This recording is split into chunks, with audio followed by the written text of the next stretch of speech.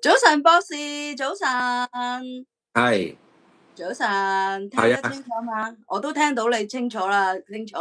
好吓。OK，呢個唔係，anyway，我攞定另外一個架撐，in case 陣間有啲咩事情發生，好似上次咁，我就要即刻動用後備嘅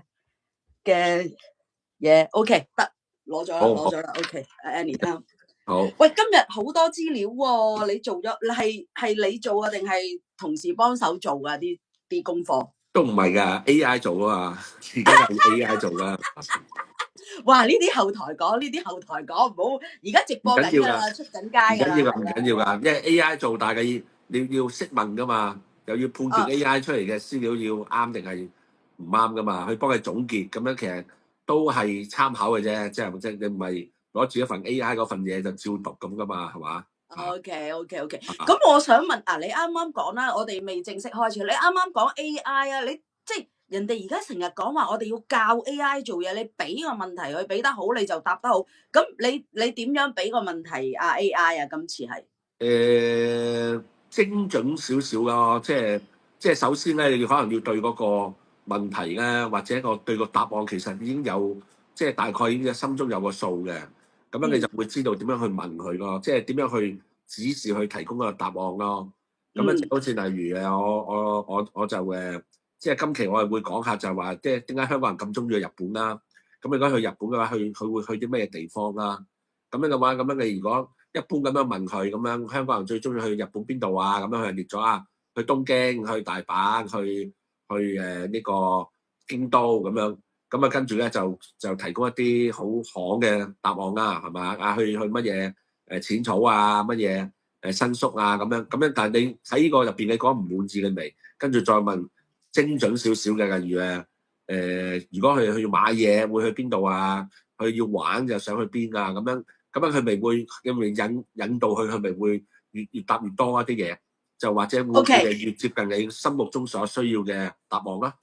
好啦，而家咧，首先咧就要歡迎所有入咗嚟我哋呢個直播間嘅朋友仔啦。咁同阿博士報告一下，而家咧已經有成6個朋友仔咧入咗嚟我哋呢個直播間啦。咁咧今日而家啱啱11點啦，開始啦。我哋咧就係晴空塔下的九龍城寨，我係 JC 拉 Coco 小松本太太，而我好朋友咧松花博士咧就今日準備同我哋分享嘅就係日本嘅飲食文化。咁而家咧已經去到雙位數啦，入咗嚟我哋嘅直播間嘅朋友仔。咁咧我就不如簡單講一下啦。今日阿博士同我哋準備嘅資料咧就有幾方面嘅。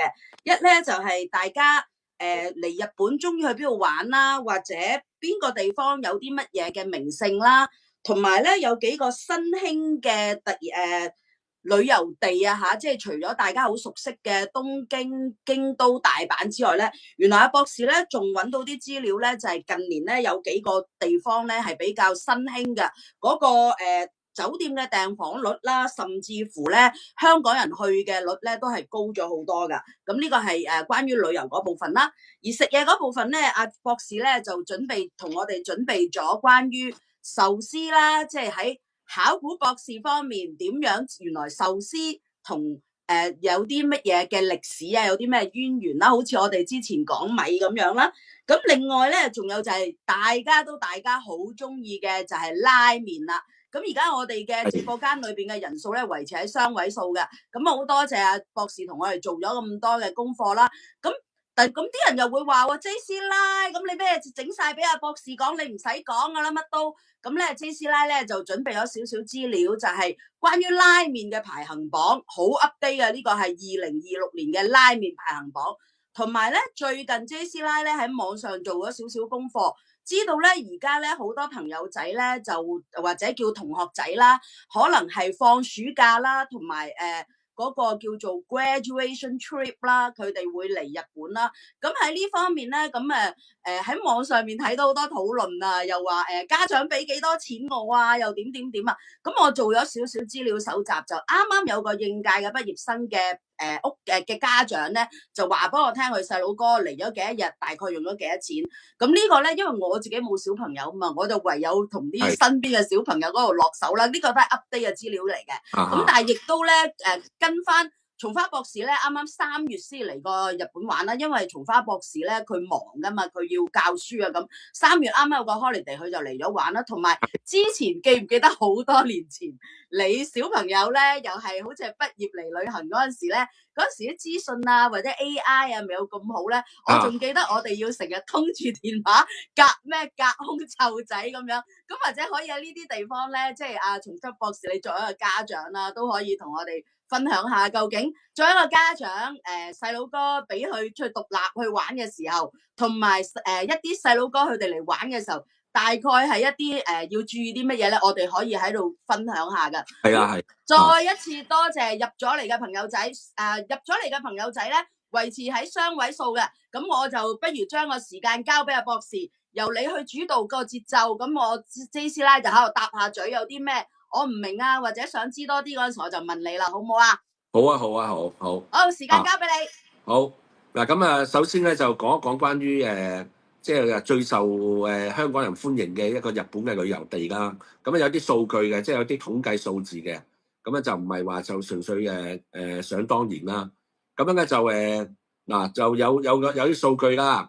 咁咧就係關於咧就係頭先都講過啊，東京、大阪、京都，咁啊呢3個城市咧就係最多香港人需要去。咁啊其實都唔止㗎，應該全世界嘅遊客都係主要去呢幾個地方啦。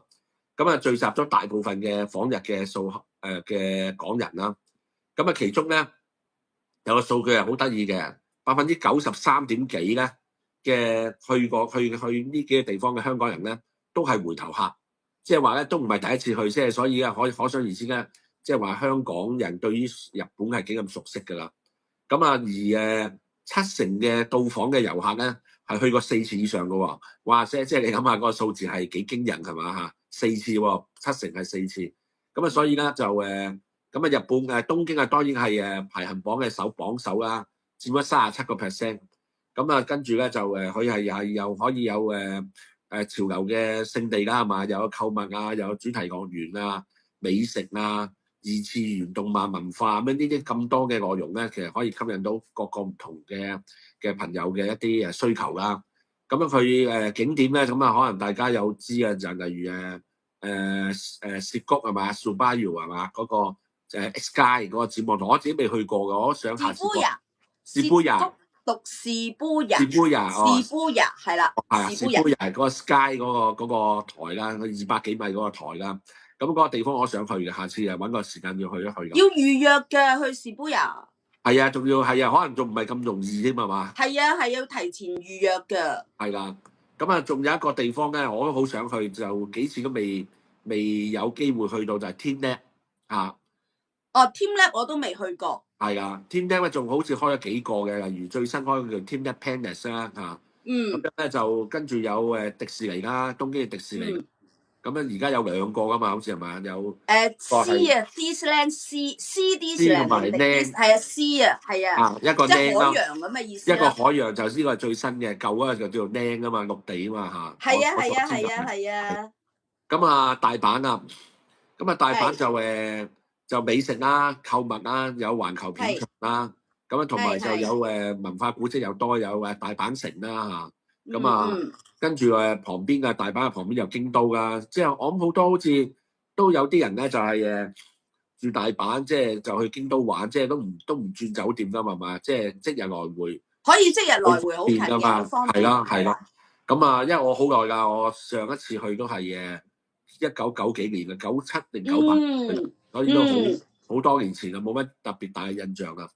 咁啊，京都就睇嘅就係文化古蹟啦、神寺啊、寺廟啊咁樣嗰啲啦嚇。渡河大社係嘛？千本鳥居好出名嘅岩山啦、竹林小徑啦咁樣呢啲。咁啊，除咗呢啲即係傳統嘅呢3個城市之外咧，咁目前講咧就仲有一啲新嘅就可能都唔係新㗎啦，不過咧就都係比較多香港人去嘅，例如福岡啊，係嘛？福岡咁啊喺九州，咁呢個地方去過嘅，啱啱喺疫情之前咧，就應該18年嘅時候我去過一次嚇。咁去埋長崎啊、熊本啊方嘅嚇。咁就有最出名有太宰府啦、天滿宮啦，咁樣跟住就有去名古屋啦，係嘛？名古屋嘅都多嘅。咁名古屋入邊有日本嘅3大名城啦，即係嗰個名古屋城啦。咁樣名古屋你去過未啊，博士？我11月去，嚟緊11月會去。係㗎。OK，其實喺呢度咧，我同你補充少少先啦。名古屋呢個咧，我哋叫做愛知縣。愛知縣咧就係因為我知道你有一個有俾過一啲資料喎，就係關於嗰啲 miso 啊釀造嗰啲。愛知縣咧喺傳統上咧喺日本咧係一個釀造嘅好地方嚟嘅。咁而愛知縣咧，咁名古屋係喺愛知縣裏邊啦。咁佢周邊好大嘅，除咗去嗰啲咩你講嘅豐田產業技術館之外咧，其實如果大家中意煮嘢食嘅朋友啊，或者想對發酵調味，其實日本薩迦啦，同埋miso 啦，呢啲都係屬於發酵出嚟嘅嘢嚟噶嘛，發酵釀造嘅嘢啊嘛。咁咧名古屋啦，愛知縣最出名嘅一樣嘢就只係當地自有嘅啫，就係白丁味噌。嗱，講到呢度我講多少少，即係 miso 咧就有淺色，由淺色到深色啦，即係白丁味噌、白味，即係深色嘅通常叫做赤味噌，淺色嘅就白味噌。咁好多，但係咧，唯一一個地方就係喺愛知縣嘅一個地方出產嘅嗰隻先至可以叫白丁味噌，亦都即係等於翻呢幾日網上邊都有啲討論啦，就講話即係因為香港而家有嗰啲咩標籤法噶嘛，咁啊有一間唔知咩就標籤自己賣櫻花蝦，嗱呢個咧就係即係 J 師奶講咗好多次，但係即係都多謝而家網上啲朋友仔佢哋講櫻花蝦咧只有一個地方出產，即係等於頭先我講嘅白丁味噌，只係某一個地方，即係嗰條街嗰段路嗰個位置出產嗰區，即係等於香檳嗰一區先叫香檳。咁白丁味噌嗰度出產叫香檳，櫻花蝦亦都係必須要係晉河灣靜岡縣晉河灣嗰度出產嘅先叫櫻花蝦。就算你係日本出嘅嗰啲細隻嘅蝦咧，賣嗰陣時都唔可以叫櫻花蝦，佢哋只係日文就寫 koebi 小蝦。咁呢個係好緊要嘅一樣嘢嚟，好多人唔知就櫻花蝦，其實嗰啲咧就簡單講就即係上海人叫蝦皮嘅嘢嚟嘅啫。咁呢個就係我即係要補充翻，即係啱啱講到名古屋，咁我就拉咗去講白丁味噌，白丁味噌跟住拉出咗即係某啲嘢其實要喺某個地方當地出產嘅先可以叫嗰個名嘅。咁但係即係發展到而家就即係好啦，講得多就會阻人做生意噶啦。咁時間交翻俾松花博士啦。好。咁頭先講到名古屋啦，咁其次咧就受歡迎嘅地方有沖繩嘅喇叭啦。咁沖繩又因為離開香港咧，就相對嚟講比較近噶嘛，即係坐飛機嘅時間短少少啦。咁以海灘啊，陽光海灘啊咁樣玩而啦。歷史都有啲嘅，就有以前琉球王國留翻來嘅一啲歷史啦。其次跟住呢個喇叭就最南啦。最北咧就係札幌啊，札幌佢嘅人都多嘅，即係北海道。我所知咧就有18%嘅香港人咧就感興趣去呢個札幌啊，叫新興目的地第2啦。去最主要去滑雪啦，好多人係咪諗住滑雪啊？去古津運河啊咁樣嗰啲地方啦。我記得識有個朋友啊，有一個台灣朋友咧，佢喺小津嗰度有個滑雪場㗎。咁樣都有提想去，即係話未定咩時間啊。不過就提過咧，佢嗰個滑雪場好似就啱啱嗰個冬天咧出咗少少問題，即係出咗啲意外咁啊，就要好似要閂咗門，要整頓咁樣嘅。咁所以到今年，如果話今年冬天想去唔得成咧，咁我都唔知啦嚇。仲其他嘅地點咧，例如大分啊，大分喺邊㗎？我唔知係邊，大分喺邊㗎喎。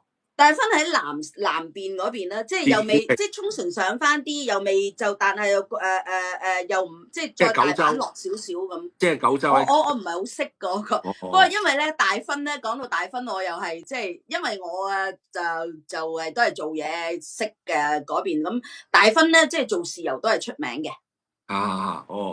係啦。咁啊有跟住有港島啦嚇，跟住有港島，港島去嘅人都比較多，都唔少。咁啊其次有千葉，咁啊其實千葉咧就有啲搞笑嘅，因為咧成田機場就喺千葉啊嘛，咁有啲人成田就唔去未入東京前喺附近玩下咁樣，咪叫佢去過咯，就唔係應該就唔會專登去噶啦仲有就係靜岡啦靜岡就因為可能有啲人為咗要去富士山啦咁會去靜岡嗰邊參加啲富士山行山啊，或者點樣啦。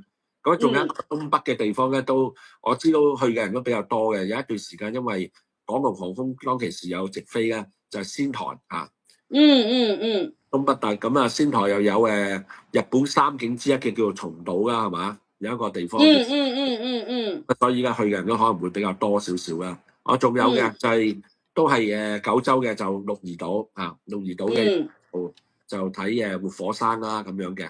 咁樣所以咧就大致咧就呢啲咧啲頭先講嗰啲地方咧就係即係香港人比較中意去嘅一啲日本嘅旅遊目的地啦，係咯。嗱，咁我補充少少啦。頭先博士你提到千葉同埋靜岡啦，呢兩個地方咧就都係比較近東京嘅。咁特別你譬如你成田機場嚟啦，成田機場嗰度咧就係屬於千葉嘅。咁就千葉咧其實係好大嘅。咁千葉有個地方咧就叫做房，即係因為喺個地圖睇啦，佢嗰個千葉咧一部分落咗嚟呢度啦，佢嗰度叫做房總半島。房係房間個房，總係日本人寫個總啦，即係我哋當佢總經理個總啦，房總半島。咁嗰度咧就幾嚇？我知道啲地方名。係啦，咁嗰度咧就幾多嗰啲旅遊嘅地方嘅。雖然我自己都未去過，因為我成日個東京咧就係咁樣長地嘅喺個地圖嗰邊。咁千葉咧就喺東京嘅東邊出東京嘅東邊，咁佢呢邊咁樣出咗嚟，咁其實嗰度咧好多美食啦、遊玩嘅地方啦，甚至乎大家成日去嘅迪士尼啦，都係屬於千葉嘅。OK。東京都係即係東京迪士尼都係屬於千葉嘅。咁如果大家朋友仔咧，即係而家就網上好發達啦，如果想去千葉玩，即係你離開東京，你可能好多嘢都玩過嘅。甚至乎千葉有間酒店啦，就係好出名嗰個香港人都多人會識嘅，就係嗰個 APA Group 啦 ，APA 嗰個 group 啦，有間好大嘅酒店就喺千葉嘅其中一個市區嘅海邊，咁嗰度個風景唔錯嘅，隔籬有一個好大嘅嗰啲打棒球嘅球場啦。咁如果有啲中意棒球或者嚟得東京多嘅時候，可以考慮下，即係嗰度海邊。佢唔止 APA 呢間酒店嗰個附近，仲有一間 Otani。你諗下，連 Otani 酒店都開喺嗰度，即係嗰個都係。Otani 喺日本嚟講係神級嘅酒店嚟㗎，即係咁都開到嗰度一間咧，咁所以即係嗰個同埋嗰度咧嗰個地鐵站出嚟咧有 Outlet， 即係嗰個有個 Outlet 嘅。我啱啱最近有個朋友嚟咧，佢都係去嗰度玩，去嗰個 Outlet， 但係佢就住東京落去。咁千葉係一個旅遊勝地啦，大家可以諗下。好啦，講到靜岡咧，其實喺東京咁樣。東京我頭先講啦，嗰個地圖係咁樣長地啦。靜岡就喺呢邊嘅。頭先講千葉就喺呢邊，靜岡就喺另外一邊。咁去靜岡咧，除咗頭先博士同我哋講嘅睇富士山或者係嗰啲各方嘅名勝咯。咁其實仲有一個地方咧係叫做熱海。頭先博士輕輕應該有提過。熱海係啊，熱海呢個地方叫阿達米。阿達米咧，其實咧就係講係你考古啱你啦，即係老一輩嘅日本人咧，即係以前冇咁多出去旅遊咩咁噶嘛。阿達米咧，其實咧就係以前關東地區嘅一個蜜月嘅即係好多人結婚之後咧，就係去阿達米度度蜜月嘅，即係我老爺奶奶嗰個年代嗰啲啦。咁阿達米即係就係後來就話興去夏威夷度蜜月啦。咁但係佢哋係阿達米係一個度蜜月嘅地方，同埋嗰個地方咧，我曾經聽過一啲香港嘅 uncle auntie 講啦，佢哋以前嗰個年代嚟日本度蜜月，佢哋喺阿達米嗰度，即係熱海嗰度咧。就住嗰間酒店咧，就俾佢哋種棵樹紀念咁樣，咁佢哋幾廿年後咧，就帶埋啲仔仔孫孫翻去睇嗰棵樹咁都有。但係即係嗰個酒店種樹啊呢啲咁嘅資料咧，我就冇喺手，因為都係一個好耐之前聽一個 uncle auntie 講過係去阿達米度蜜月。咁而我亦都想講咧，就係其實阿達米到今日咧都係一個旅遊景點嚟嘅。今朝嘅日本電視咧，先至仲喺度講緊阿達米嘅旅遊嘅有咩玩有咩食啦。其中有個地方咧，因為其實日本有好幾個地方都可以坐嗰啲細嘅 cable car，即係佢唔係吊上邊嗰種吊。佢係一頭一尾，好似我哋香港纜車嗰種，但係小型啲嘅 cable car，咁就上去一個高點嘅位，咁嗰個位咧大概係300。我知啊，嗰個地方都好出名，係咪好似個布甸咁樣樣嘅綠色噶嘛？我就冇去過啊，我都係今朝約略喺電視睇，咁所以咧我又 suggest 大家，可能叫做大瑟山啊，可能叫做大瑟山個地方。唔係大瑟山係另一個地方，大瑟山係另一個地方，大瑟山係神山另一個地方。就我而家講緊呢個咧，係喺熱海呢個大瑟山嗰個我去過，我唔係嗰個地方，但即係佢呢個咧係一個喺正喺阿達米嗰度一個好細嘅 cable car 上到有一個景台，即係觀景台咁樣啦，好靚。今朝啱啱電視睇嘅，所以我都未得閒揾資料同埋話俾你聽。咁但係我覺得大家朋友仔好叻嘅，即係只要上網揾下，你搜熱海。cable car 景點咁就應該會揾到，一定係熱海嗰個地方係熱海。頭先你講大瑟山嗰度唔近熱海啊，即係唔係海邊嚟嘅，佢嗰個係上到去係望晒海咁樣嘅。嗰個大瑟山喺呢度啊，係唔係，所以我去過啊嘛，嗰個我梗係話知道唔係嗰個啦。咁 anyway 咁岔開咗講少少啦，就係譬如嚟東京關東玩嘅朋友仔可以即係去。即係可以網上揾多啲資料，咁就係千葉同埋靜岡有好多度，仲有如果去到靜岡啊，就不妨真係你去到靜岡你就會睇到啊，好多嗰啲手信咧，佢哋都標明係靜岡駿河灣櫻花蝦咁樣，咁。百力滋都有出嘅，我成日咧就買，因為拎唔到多，我每次去靜岡咧，我就會買嗰啲靜岡嘅駿河灣手信。其實我就係少少心意想話俾啲朋友仔聽，一定係靜岡駿河灣出嘅，先至係櫻花蝦。咁所以大家都可以留意下咯。至於你講去仙台咧，你漏咗一樣嘢啊，博士。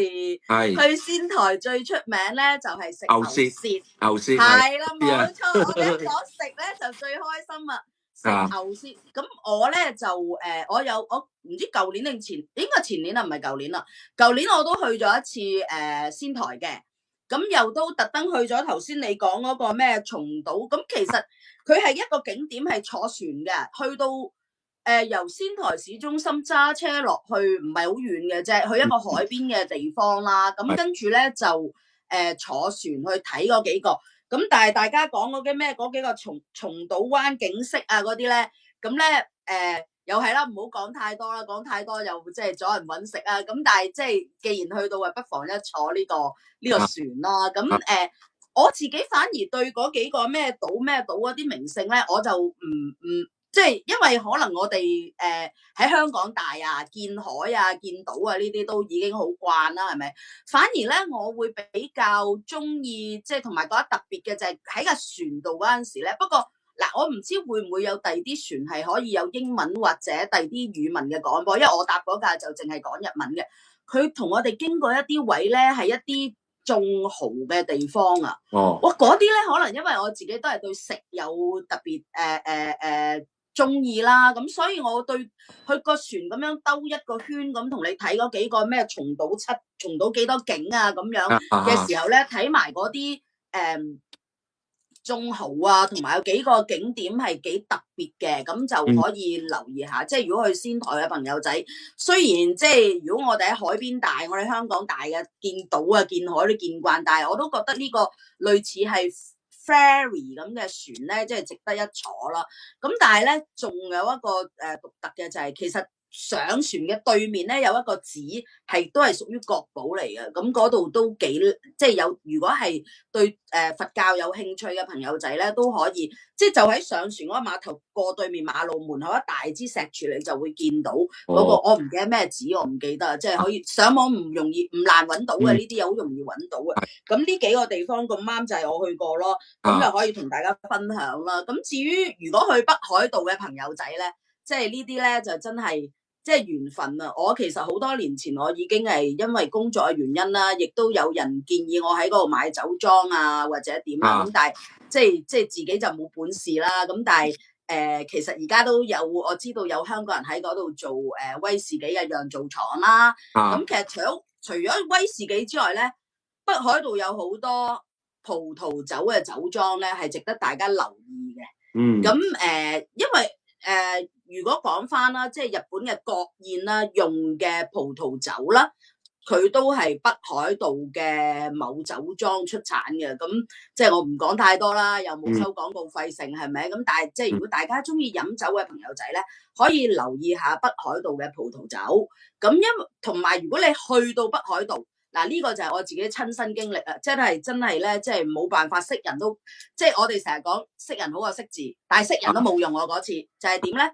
我就喺北海道嘅71買咗一支白葡萄酒，好好飲，好好飲，好飲到不得了。咁我又識個酒莊老細，咁我就諗住，算啦，呢啲咁嘅嘢，我聽日都會去酒莊，我即係容乜易啊？要買幾支呢啲酒係咪啊？咁我去到酒莊，我就直情同佢講，我琴晚喺71飲咗支酒好正，喺呢度可唔可以買多少翻去？因為我就好多時都去到酒莊，嗱我俾錢啊，講明先啦。好多時啲酒莊，即係日本人做生意係比較，佢哋對自己嘅嘢有信心，佢哋比較少送自己嘅產品俾人嘅。佢送第啲紀念品啊或者手信俾你咧，好閒。